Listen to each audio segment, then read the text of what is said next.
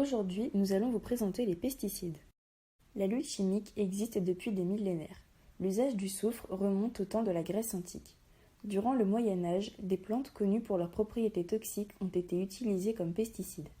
La chimie minérale s'est développée au XIXe siècle, fournissant de nombreux pesticides minéraux à base de sel de cuivre. En effet, nous en parlons beaucoup, mais savons-nous vraiment qui sont-ils ? Pour commencer, nous allons nous demander qu'est-ce qu'un pesticide. On appelle donc pesticides des substances utilisées en agriculture généralement pour lutter contre des organismes nuisibles aux cultures et on regroupe sous ce terme une grande variété de composés ou de mélanges. On regroupe en général les pesticides en 4 grandes familles, les herbicides, les fongicides, les insecticides et les autres. Nous allons voir plus particulièrement les insecticides.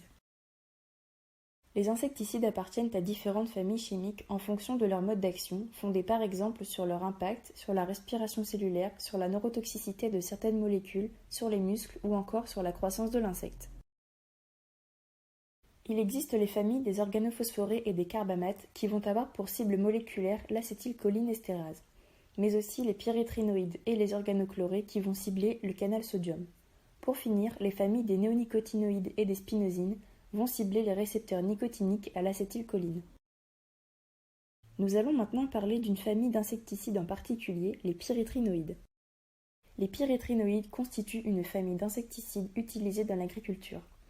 Ils sont effectivement utilisés contre n'importe quel type d'insectes pour lesquels ces produits sont mortels à de faibles doses, tandis qu'ils se révèlent bien moins dangereux pour les mammifères. Les pyréthrinoïdes sont des pyréthrines synthétiques créées pour pallier la grande sensibilité de ces dernières qui se décomposent facilement une fois exposées à l'air, la lumière ou la chaleur. Sur cette molécule, nous pouvons voir la présence d'une fonction alcoolique 3-phénoxybenzylique qui rend les insecticides plus photostables, la présence d'un cyanogroupe sur cette fonction alcoolique qui augmente la puissance de l'insecticide. Ce sont des esters dérivés du noyau cyclopropane. Ils sont solubles dans la plupart des solvants organiques et sont très lipophiles. Enfin, ils sont rapidement hydrolysés par les micro-organismes, ne laissent pas de résidus significatifs et ont donc une forte biodégradabilité.